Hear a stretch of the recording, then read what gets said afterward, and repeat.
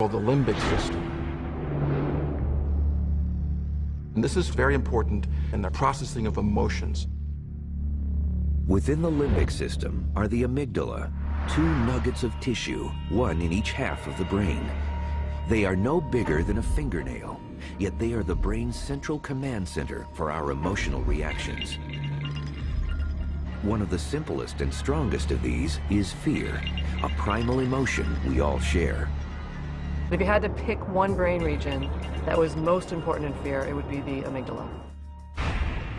There's no better place to explore how fear affects the brain than here at the Navy SEALs Special Warfare Command in San Diego, California.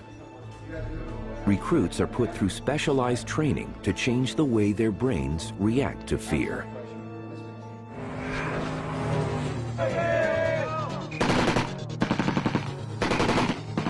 We introduce our students almost from day one to absolute chaos. And they will struggle. When you look at historic mistakes on the battlefield, they're almost always associated with fear or with panic. So the capacity to control these impulses is extremely important. Out of 140 candidates who start each class, on average, only 36 make the final cut.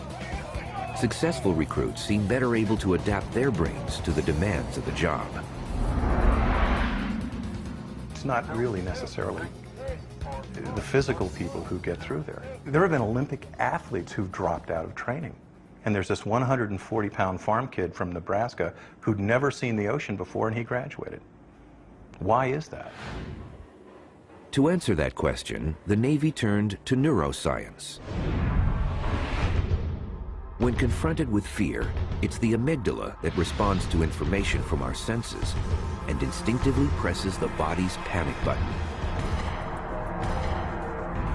The amygdala is actually one of the most interconnected regions of the brain. So it actually will both send signals to parts of the brainstem that now elicit a range of bodily responses. As you start to sweat, your heart races, you might freeze for a while, you might run away.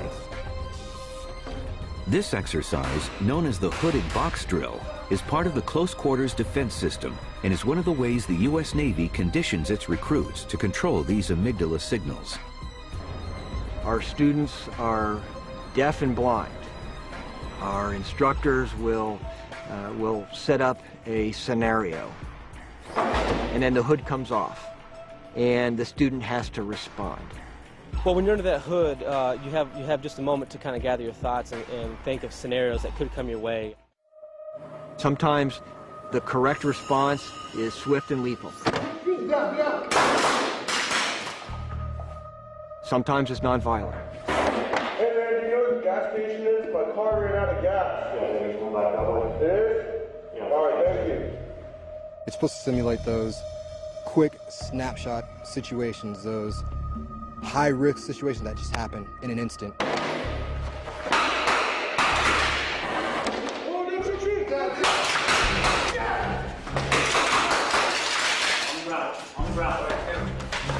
They're trying to introduce you to the fact that panic is going to be less and less an option throughout your career.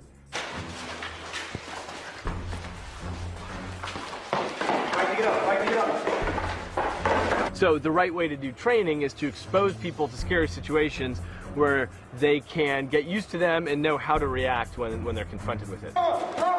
Through constant exposure to fearful situations, recruits learn to suppress fear that could otherwise make them react the wrong way and get them killed. But how do their brains do that?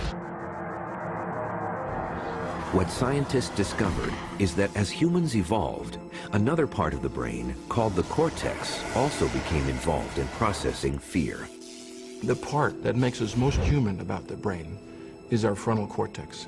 If the amygdala is the first floor, the cortex is the second floor of the brain.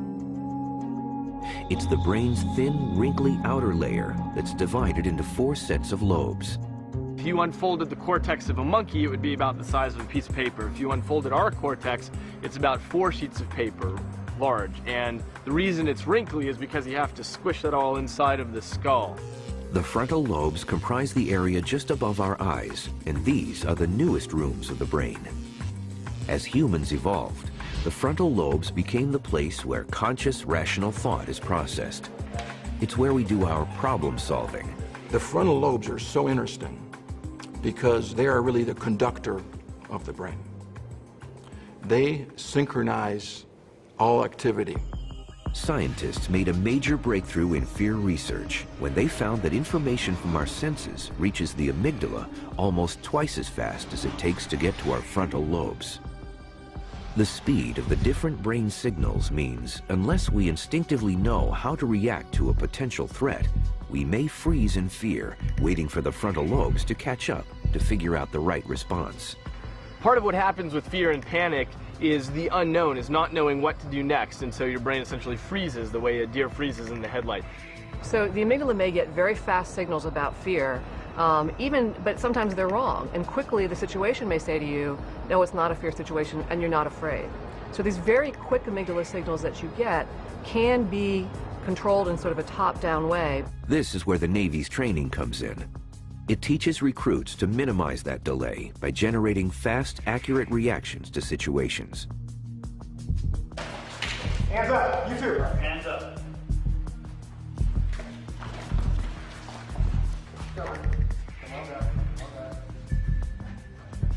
With demand for special forces increasing, the Navy continues to develop brain training techniques to see if they can improve the pass rate. But there are some fears that scientists believe are pre-programmed into our brains. Primal fears, or super fears, that few people can overcome. The Navy makes its trainees tackle these head-on. It's why their most dreaded exercise happens underwater, as recruits face the fear of drowning. There's almost nothing more scary than not being able to breathe.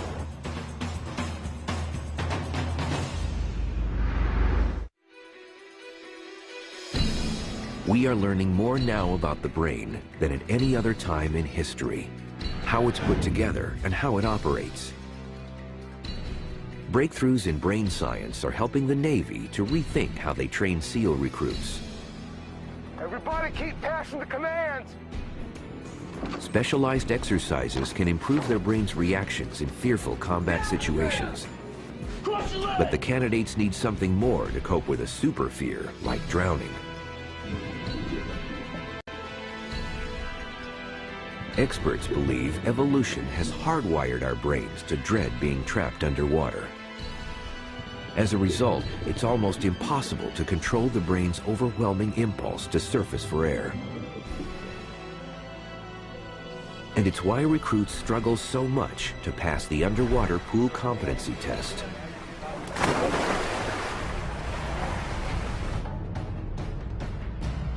Pool comp is a very important milestone in their career here. They're being tested how they can deal with fear underwater. And there is controlled harassment, planned harassment projected at them underwater, and we see how they can cope with that. Students must spend up to 20 minutes underwater, enduring repeated attacks on their breathing equipment by an instructor. Half of the time, they are without air. Their air is shut off, their breathing hoses are wrapped around in difficult positions, and they need to respond to those problems with a series of emergency procedures. Step-by-step instructions for untangling their gear are drilled into the recruits' heads beforehand. They must follow these to the letter. But putting theory into practice isn't easy. Go down the bottom and the instructors, they come down, they'll start attacking you, taking your mask off, just creating all this stress, and the more that stress builds up, they want to see how you'll handle it.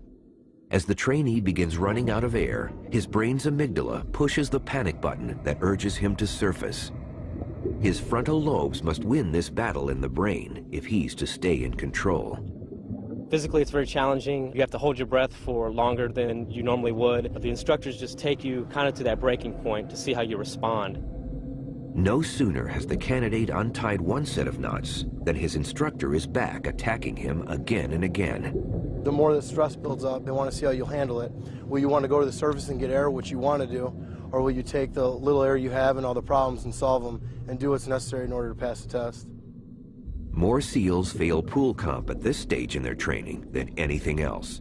The Navy wanted to know what was going on inside their recruits' heads to cause this. There's almost nothing more scary than not being able to breathe.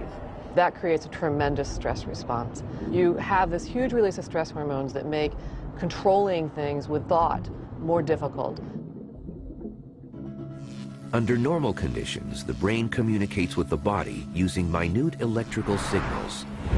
The brain sends out electrical impulses from its nerve cells to others that travel at over 270 miles per hour. This is one way your brain can tell your body to do something. But under extreme duress, the brain releases chemical hormones. The part of the brain that senses fear, the amygdala, triggers a chain reaction that sends adrenaline and cortisol hormones into the body's bloodstream. These stress hormones act as a SWAT team, quickly preparing the body for action. They increase breathing, heart rate, and blood pressure. Senses become keener, memory sharper, and the body becomes less sensitive to pain. But even in this heightened state of alertness, pool comp is still too challenging for many trainees. Your mind is going everywhere, and you're seeing your friends come up from the water they've passed or they've failed, and you're kind of sizing yourself up saying, well, he failed, can I pass, and vice versa. So your mind goes everywhere, and it's key just to stay focused on what you have to do. Eventually, the student completes the series of tasks and can touch the bottom and then surface to learn from the instructor whether he's passed the test.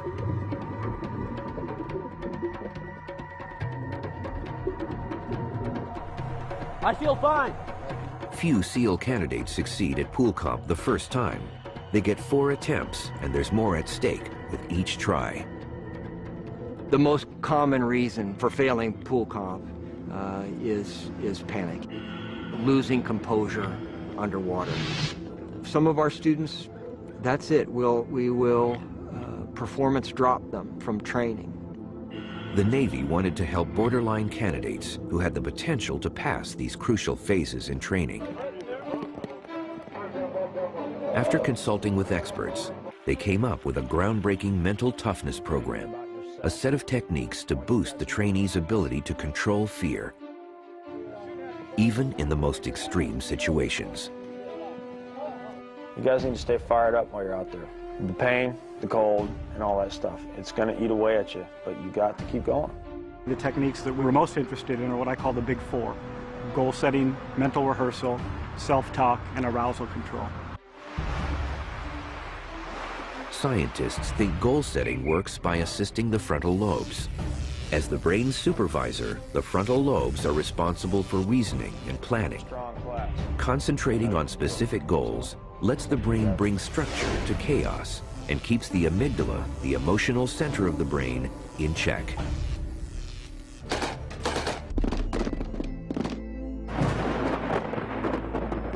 I got up every morning and I said, I'm going to make it to breakfast. And then at breakfast I said, okay, I'm going to make it to lunch. And then I'm going to make it through the run this afternoon. And then, you take it in these little sort of chunks.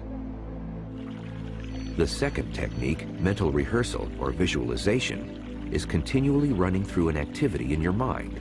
So when you try it for real, it comes more naturally.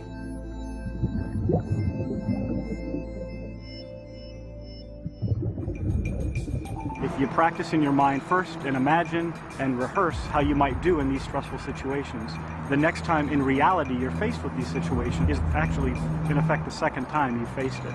So you'll have less of a stressful reaction. The third technique, self-talk, helps focus the trainees' thoughts. The average person speaks to themselves at a rate of 300 to 1,000 words a minute.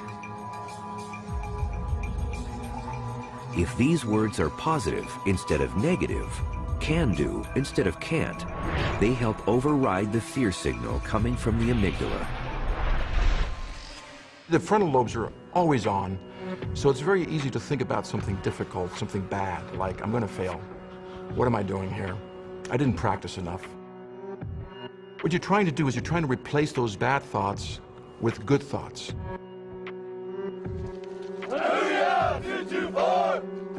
The final technique, arousal control, is centered on breathing. Deliberate, slow breathing helps combat some of the effects of panic. Long exhales, in particular, mimic the body's relaxation process and get more oxygen to the brain so it can perform better. Breathing is a great focusing strategy, but you can only do it so much because in a response to fear, your brain will get jacked up. On its own, arousal control wouldn't work. The amygdala sends out such a powerful signal, it's tough to suppress if we're still feeling fearful. But combining the 4 techniques made a big difference to the trainee SEAL's pass rate, increasing it from 1/4 to 1/3. The idea of pushing boundaries may not be new, but here is positive proof that you can train your brain, and now science knows how. It goes back to a lot of much earlier sort of warrior traditions where you're sort of transcending whatever it is you thought your limitations were. I am a different person, actually. Your confidence goes through the roof. You see things and do things that you wouldn't have imagined before.